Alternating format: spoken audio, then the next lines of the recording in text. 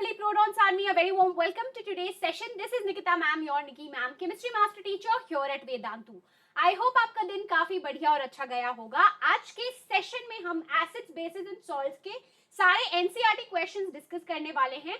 तो ये सेशन को टिल द एंड जरूर देखना. फर्स्ट टाइम देख रहे हो इस पर्टिकुलर चैनल को डेफिनेटली सब्सक्राइब करना.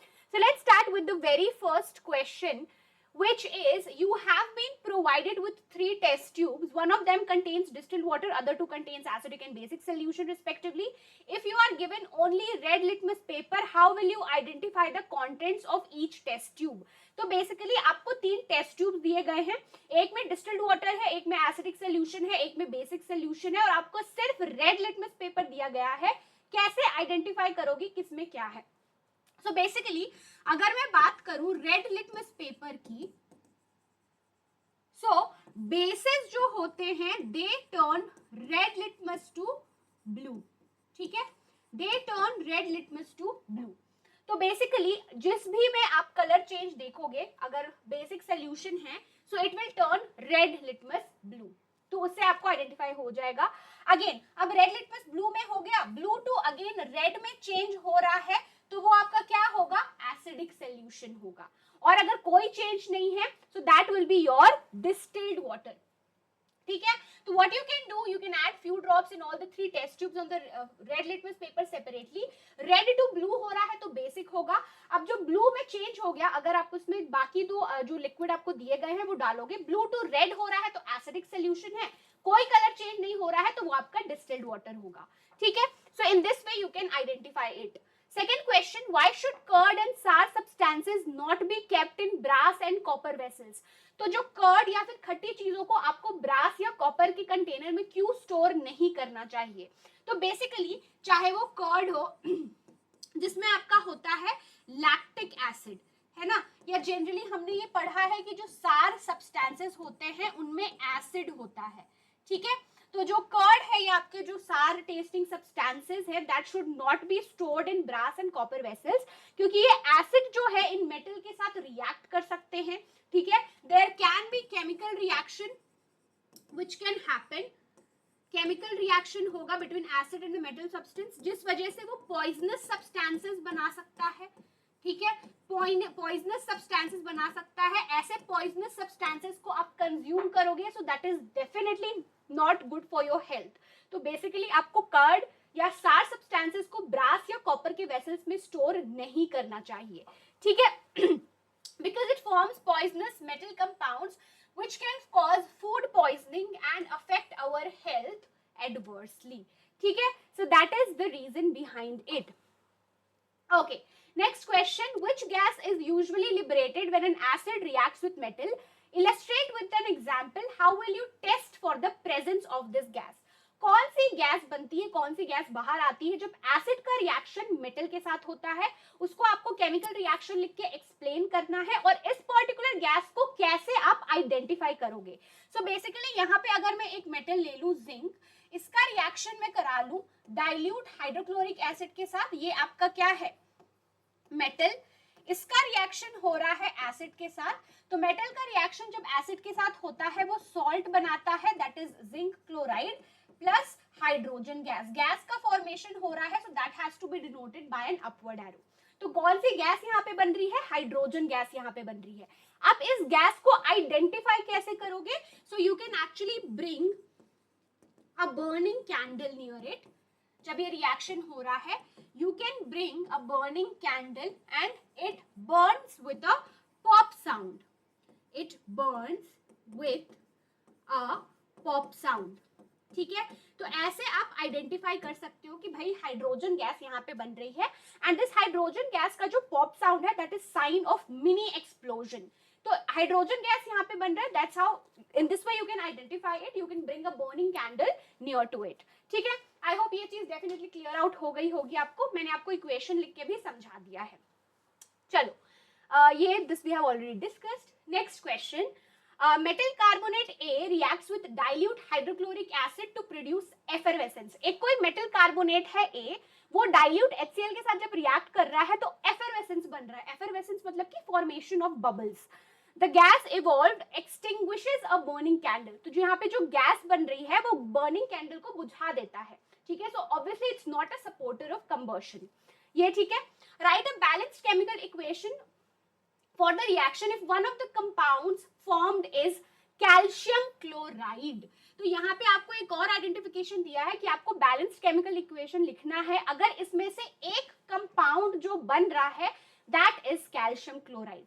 मतलब कि यहाँ पे जो मेटल कार्बोनेट है दैट इज योर CaCO3, ठीक है। इसका रिएक्शन हम करा रहे हैं डाइल्यूट हाइड्रोक्लोरिक एसिड के साथ। ये metal carbonate A is your calcium carbonate, ठीक है, and here it will form calcium chloride plus water plus carbon dioxide gas, ठीक है। it has to be denoted by an upward arrow, ठीक है।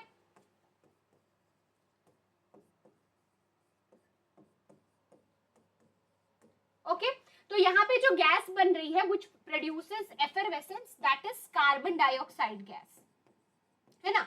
और जो कार्बन डाइऑक्साइड है that is not a supporter of combustion, it actually is used as a fire extinguisher, not a supporter of combustion, ठीक है। Okay तो ये basically आपकी मेटल कार्बोनेट की कहानी है। There is actually formation of bubbles, let me check if it's balanced, यहाँ पे 2 आएगा, ठीक है। ऑक्सीजन इज 3, हाँ now it is actually balanced. So that is your metal carbonate, वही चीज यहाँ पे हमने लिखी हुई है, I have already explained. Next आपका question है why do HCl, HNO3, hydrochloric acid और nitric acid show acidic characters in aqueous solution while solution of compounds like alcohol and glucose do not show acidic character। तो कुछ set of compounds जैसे कि hydrochloric acid हो गया, nitric acid हो गया, वो एसिडिक कैरेक्टर शो करते हैं एक्वस सोल्यूशन में, लेकिन solution of compounds like alcohol और ग्लूकोज नहीं शो करते एसिडिक कैरेक्टर। तो अगर मैं यहाँ पे बताऊं HCl और HNO3 दोनों के पास में आयोनाइजेबल H+ आयंस हैं। आयोनाइजेबल H+ आयंस का मतलब क्या होता है, पानी में ये बेसिकली सेपरेट हो सकते हैं, अपने H+ आयंस दे सकते हैं। और हमने एसिड का डेफिनेशन ऑलरेडी पढ़ा हुआ है, एसिड एक ऐसा सब्सटेंस होता है जो H+ आयंस देता है पानी में। H+ can not exist independently, तो वाटर के साथ कंबाइन करके हाइड्रोनियम आयन बनाता है which is H3O+, ठीक है। Whereas in the case of alcohol and glucose, दोनों के केस में there is no ionizable H+ ions, ठीक है। There is no ionizable H+ ions, तो वो एसिडिक कैरेक्टर शो नहीं करते। तो ऐसा नहीं है अगर H है ही तो वो एसिड होगा, आयोनाइजेबल H+ आयंस प्रेजेंट होने चाहिए, that is the major reason here. तो HCl और HNO3 H+ आयंस देते हैं पानी में, ग्लूकोज अल्कोहल में आयोनाइजेबल H+ आयंस नहीं प्रेजेंट होता, इसलिए वो एसिडिक प्रॉपर्टी शो नहीं करते, ठीक है। आई होप यहां तक एब्सोल्युटली क्लियर आउट है चीजें। Next, why does an aqueous solution of acid conduct electricity. अगर आप एक्वस सॉल्यूशन लेते हो एसिड का तो वो इलेक्ट्रिसिटी कंडक्ट क्यों करता है। अगर मैं बेसिकली एक्वस सॉल्यूशन लूं एसिड का तो उसमें वो कंटेन करता है आयोनाइजेबल H+ आयंस, ठीक है। मतलब कि मैं बोल सकती हूँ उसके पास मोबाइल आयंस हैं, ऐसे आयंस जो इजीली मूव आउट कर सकते हैं, जिस वजह से वो इलेक्ट्रिसिटी कंडक्ट कर सकते हैं एक्वस सॉल्यूशन में, ठीक है। दैट इज द रीजन जो आपका एक्वस सॉल्यूशन होता है दैट कैन कंडक्ट इलेक्ट्रिसिटी, क्योंकि उसमें फ्री या मोबाइल आयंस होते हैं, ऐसे आयंस जो अच्छे से घूम फिर सकते हैं, that helps in the conduction of electricity, ठीक है। चलो next question, why does dry HCl does not change the colour of dry litmus paper. तो अगर मैं ड्राई HCl गैस के बारे में बात करूं, so it in this case it is not containing free H+ ions, ठीक है। इस केस में there is no ionisable H+ ions, क्योंकि जो आप HCl लेते हो है ना, एक्वस सॉल्यूशन लोगे तभी एसिडिक प्रॉपर्टी एविडेंट होती है, तभी एसिडिक प्रॉपर्टी विजिबल होती है। ड्राई HCl हो गई तो इस पर्टिकुलर केस में आयनाइजेबल H+ आयंस नहीं है, फ्री आयंस नहीं है, तो वो बेसिकली ड्राई लिटमस पेपर या आप कह लो कि अपना एसिडिक प्रॉपर्टी शो नहीं करता है, ठीक है। If I talk about dry HCl gas, तो ये basically dry HCl does not give H+ ions, that is the reason it does not change the color of dry litmus paper, ठीक है। Next question है आपका, while diluting an acid, why is it recommended that acid should be added to water, not water to acid? तो जब आप acid को dilute करते हो ऐसा रिकमेंड किया जाता है, ऐसा आपको बोला जाता है, you should add acid to water, not water to acid, because if you add water to acid, ये जो प्रोसेस है दिस इज हाईली एक्सोथर्मिक।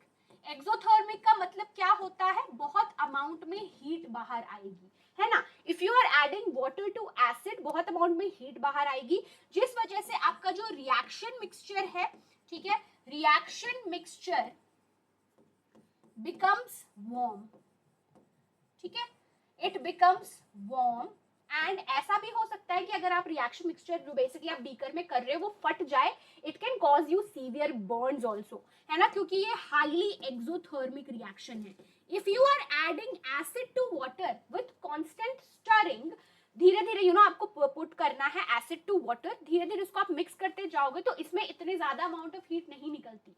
लेकिन वाटर टू एसिड अगर आप पुट अप करोगे तो वो हाईली एक्सोथर्मिक रिएक्शन होता है, that's why it is said कि acid to water should be added, ठीक है। चलो, how is the concentration of hydronium ions affected when the solution of an acid is diluted? तो कॉन्सेंट्रेशन मैं बोलूं hydronium ions का, it decreases, ठीक है, when the acid is actually diluted, so obviously more amount of water content is there। acids क्या होते हैं, easily H plus ions दे देंगे, लेकिन आप वाटर का कंटेंट ज्यादा रख रहे हो, डाइल्यूट कर रहे हो, तो हाइड्रोनियम आयंस क्या होते हैं, वो आपके डिक्रीज होने लगेंगे। So there is actually fixed number of hydronium ions per unit volume of a solution. आप डाइल्यूट कर रहे हो, आप और ज्यादा वाटर कंटेंट ऐड कर रहे हो, तो हाइड्रोनियम आयंस का कॉन्सेंट्रेशन कम होगा, इट विल डिक्रीज, ठीक है। How is the concentration of hydroxide ions affected when excess base is dissolved in a solution of sodium hydroxide? तो हाइड्रोक्साइड आयन का कॉन्सेंट्रेशन कैसे अफेक्ट होगा अगर आप एक्सेस अमाउंट ऑफ बेस डाल रहे हो in the solution of sodium hydroxide? तो सोडियम हाइड्रोक्साइड आपका क्या है, NaOH है, which is a base। आपको बताना है कि हाइड्रोक्साइड आयन का कॉन्सेंट्रेशन कैसे अफेक्ट करेगा, एक्सेस बेस डाल रहे हो, ये भी बेस है and you anyways adding base, तो OH माइनस का अमाउंट क्या होगा, it will increase, this particular thing actually increases, है ना, एक पॉइंट तक इंक्रीज करेगा, उसके बाद ऑब्वियसली कांस्टेंट हो जाएगा, बट इनिशियली जब आप एक्सेस बेस डाल रहे हो, NaOH भी बेस ही है, so its concentration will increase initially, hydroxide ion का concentration, after that it will become constant, ठीक है। Next question, you have two solutions A and B, the pH of solution A is 6 and the pH of solution B is 8, which has more hydrogen ion concentration, which of this is acidic and which one is basic? आपको दो solutions दिए गए हैं A और B। Solution A का pH आपको दिया गया है 6, ठीक है, सॉल्यूशन B का pH आपको दिया गया है 8, तो किसके पास ज्यादा हाइड्रोजन आयन कॉन्सेंट्रेशन है? सो बेसिकली 0 to 6 वाला रेंज आपका एसिडिक रेंज होता है, मतलब कि acids obviously have more hydrogen ion concentration, तो A के पास में ज्यादा H प्लस आयन का कॉन्सेंट्रेशन होगा। तो इसमें जो आपका A है विल बी योर एसिडिक और जो आपका B है will be your basic in nature, ठीक है। Okay, what effect does the concentration of H plus ions have on the nature of solution? अगर मैं H plus ion के concentration के बारे में बात करूं, pH range आपका क्या होता है, acidic range होता है आपका 0 to 6। जितना हाई कॉन्सेंट्रेशन होगा H प्लस आयंस का उतना ही ज्यादा एसिडिक नेचर होगा, ठीक है, क्योंकि 0 to 6 वाला आपका जो रेंज है वो एसिडिक नेचर का है। एसिड्स तो वही सब्सटेंस होते हैं जो H प्लस आयंस देते हैं पानी में, है ना, तो H प्लस आयन कॉन्सेंट्रेशन अगर ज्यादा है उतना ही एसिडिक होगा आपका सब्सटेंस।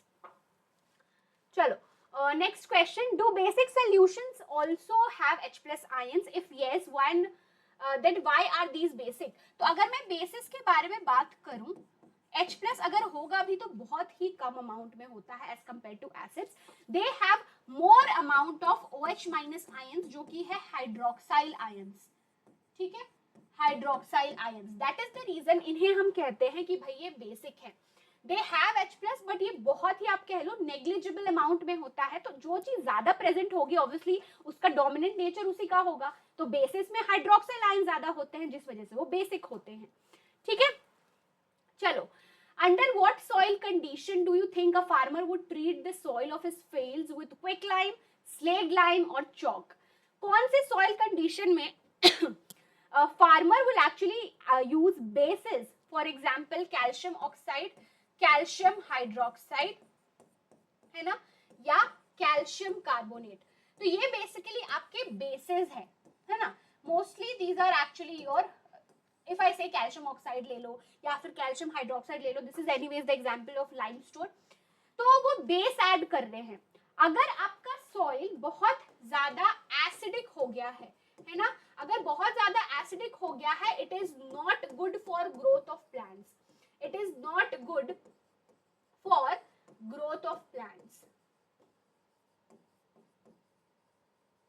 ठीक है, तब उस कंडीशन में वो बेसिस ऐड ऑन करता है ताकि जो एक्सेस एसिड है वो न्यूट्रलाइज हो जाए।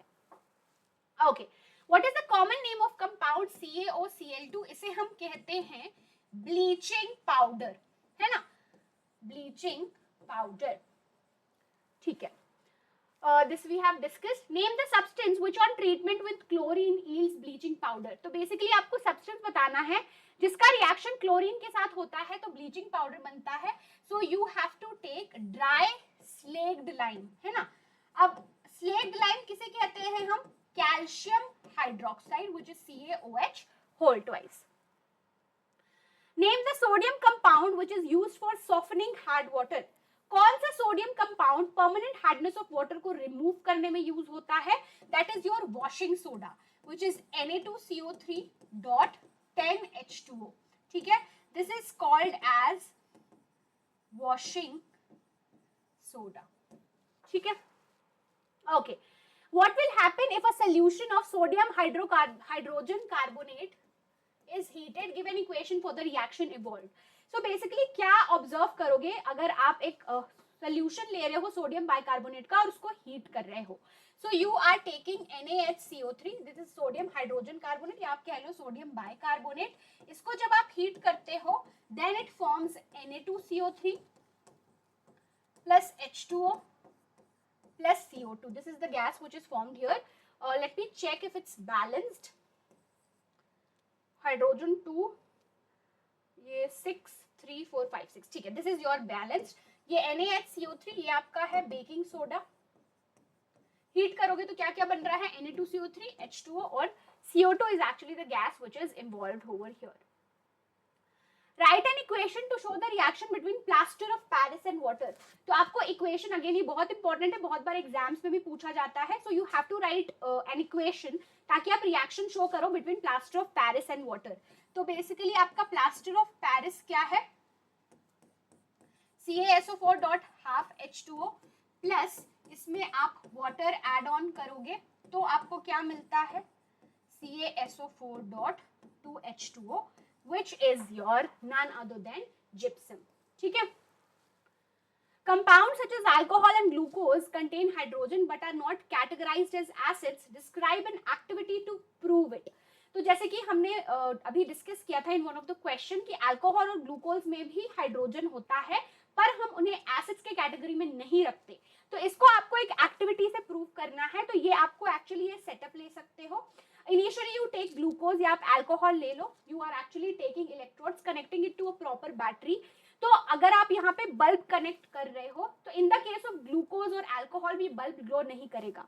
लिक्विड को खाली कर दो, डाइल्यूट HCl ले लो सेम सेटअप पे, तो बेसिकली उस केस में bulb will start glowing which shows कि जो एक्वस सॉल्यूशन है एसिड का इट कंडक्ट्स इलेक्ट्रिसिटी क्योंकि उसमें you know free H+ ions present होते हैं। वही चीज यहाँ पे लिखी हुई है पूरी एक्टिविटी कि जब आप पूरा सेटअप करोगे इनिशियली जब आप अल्कोहल और ग्लूकोज के साथ वो रिएक्शन करोगे एज लाइक प्रॉपर सेटअप के साथ you have put a bulb, तो उस केस में बल्ब ग्लो नहीं करेगा। लेकिन अगर आप एक्वस सॉल्यूशन ले रहे हो HCl या किसी एसिड का, in that case the bulb will actually glow, जो कि शो करता है कि जो एक्वस सॉल्यूशन है एसिड का वो इलेक्ट्रिसिटी कंडक्ट करता है।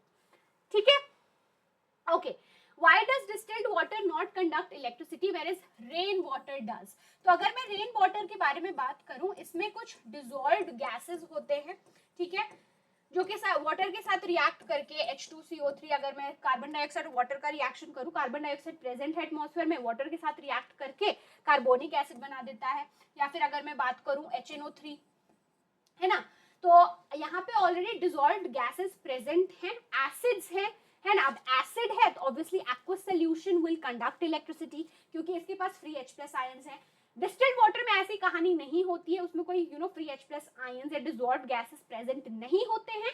That is the reason distilled water does not conduct electricity, ठीक है। तो ये we have already discussed. Why do acids not show acidic behavior in the absence of water? Acids अपना acidic behavior in absence of water show क्यों नहीं करते? Because in the absence of water there are actually no free ions, या फिर आप बोल लो no H+ ions are actually present. Okay, 5 solutions A, B, C, D and E when tested with a universal indicator showed pH as 4, 1, 11, 7, 9 respectively. Which solution is neutral?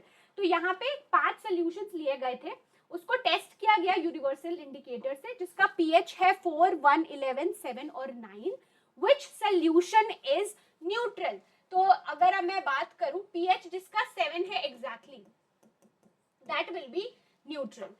Strongly alkaline जिसका pH है 9, strongly acidic pH जिसका है 1, weakly acidic pH equals to 4, then sorry ये यहाँ पे आना चाहिए pH 11, weakly alkaline pH equals to 9, ठीक है। this we have already discussed, ठीक है। strongly acidic, weakly acidic, neutral, strongly alkaline and weakly alkaline. Next, equal lengths of magnesium ribbons are taken in test tubes A and B. Hydrochloric acid is added to test tube A while acetic acid is added to test tube B. Amount and concentration taken for both acids are same. In which test tube will the fizzing occur more vigorously and why? तो आपने equal length लिया magnesium ribbon का and you have taken it in test tubes A and B. HCl is added to test tube A और acetic acid is added to test tube B. Amount और concentration same है, तो किसमें fizzing sound ज्यादा, मतलब reaction ज्यादा vigorously होगा? Obviously अगर मैं बात करूं विग्रस रिएक्शन उसमें ज्यादा होगा जो स्ट्रॉन्ग एसिड है, ठीक है। सो HCl जो है that is your strong acid. तो यहाँ पे अगर मैग्नीशियम और डाइल्यूट HCl का रिएक्शन होगा, मेटल का रिएक्शन एसिड के साथ होगा, तो वो सॉल्ट बनाएगा which is magnesium chloride plus hydrogen gases evolve. तो इस केस में टेस्ट ट्यूब ए में फिजिंग साउंड ज्यादा विग्रसली बनेगा, ठीक है। Fresh milk has a pH of 6. How do you think the pH will change as it turns into curd? Explain your answer. Fresh milk का pH है 6, जब वो मिल्क का कन्वर्जन हो रहा है कर्ड में, तो कर्ड में क्या होता है? It is having lactic acid, है ना, it is having lactic acid, so obviously pH will decrease from 6.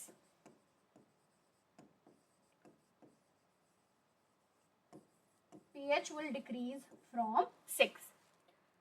Next, a milkman adds a very small amount of baking soda to fresh milk. Why does he shift the pH of fresh milk from 6 to slightly alkaline? तो जो milkman होता है वो थोड़े amount में baking soda डालता है fresh milk में, वो पीएच को क्यों शिफ्ट कर रहा है मिल्क का to slightly alkaline? To prevent curd formation, या आप कह लो to prevent acidification of milk, ठीक है, ताकि मिल्क टू कर्ड फॉर्मेशन नहीं हो। That is the reason. Why does this milk take a long time to set as curd? Because here he has already added baking soda, ठीक है। अब baking soda obviously क्या है? एक base है which will prevent acidification of milk, जिस वजह से वो कर्ड फॉर्मेशन में ज्यादा टाइम लगने वाला है, ठीक है। So he is actually shifting it to alkaline because he wants to prevent the acidification of milk, ताकि मिल्क से कर्ड का फॉर्मेशन ना हो। और ये मिल्क टू कर्ड फॉर्मेशन ज्यादा टाइम क्यों लगेगा? क्योंकि उसने बेकिंग सोडा डाला है, बेकिंग सोडा एक बेस है, right. So here it will take a long time because जो लैक्टिक एसिड है इट न्यूट्रलाइजेस द पीएच, क्योंकि उसने बेसिकली बेस यूज किया है, curd has lactic acid, so neutralize कर रहे हैं, तो ज्यादा टाइम लगेगा उसको कर्ड बनने में, मिल्क को कर्ड बनने में, ठीक है। Plaster of Paris should be stored in a moisture proof container. Explain why. Plaster of Paris को मॉइस्चर प्रूफ कंटेनर में स्टोर करना चाहिए, ऐसा क्यों होता है? क्योंकि प्लास्टर ऑफ पेरिस जो कि है CaSO4.12H2O, अगर उसमें थोड़ा भी पानी पड़ेगा वो जिप्सम में कन्वर्ट हो जाएगा, right? So basically moisture can affect plaster of Paris by slowing down the setting of plaster because of hydration, जिस वजह से जो आपका plaster of Paris है वो useless हो जाएगा, है ना, जैसा कि अभी हमने इक्वेशन दिया है, ये because of hydration उसका जो setting प्रॉपर्टी है वो एक्चुअली अफेक्ट होगी. What is neutralization reaction? Give two examples. Okay, तो न्यूट्रलाइजेशन रिएक्शन आपका होता है एसिड और बेस का reaction which will form salt और water. तो दो एग्जाम्पल्स देने हैं, तो NaOH और HCl का, ये सबसे इजी एग्जाम्पल, NaCl और वाटर, ठीक है. एक और KOH और HNO3 का reaction, so that will form KNO3 और water, ठीक है. Okay, give two important uses of washing soda और baking soda. आपको uses बताने हैं washing soda और baking soda का. Washing soda is Na2CO3.10H2O, baking soda is NaHCO3. So ये आपका cleansing agent के लिए काम करता है. Also it's used for softening of hard water. अगर मैं baking soda की बात करूँ, it is used in the manufacture of baking powder, क्योंकि जो baking powder होता है that is the mixture of baking soda और उसमें कुछ edible acid होता है. It can be citric या tartaric acid. Also it is used as an anti-acid, ठीक है. Apart from that, आप NCERT solutions डाउनलोड कर सकते हो फॉर एब्सोल्युटली फ्री. इसका लिंक आपको डिस्क्रिप्शन बॉक्स में ऑलरेडी दिया गया है. You can connect with me on Instagram as well. My Instagram handle is Nikita_08SAHU. ठीक है, I'll just mention it here. Okay. So that's it from my side. Those were actually all the NCERT solutions of your second chapter, acids, bases and salts. I hope आज का session useful और productive लगा होगा. Comment करना बिल्कुल भी मत भूलना. फर्स्ट टाइम देख रहे हो इस पर्टिकुलर चैनल को डेफिनेटली सब्सक्राइब करना. Do share with your friends as well. See you very soon with yet another amazing session. Bye bye. Happy learning and take care.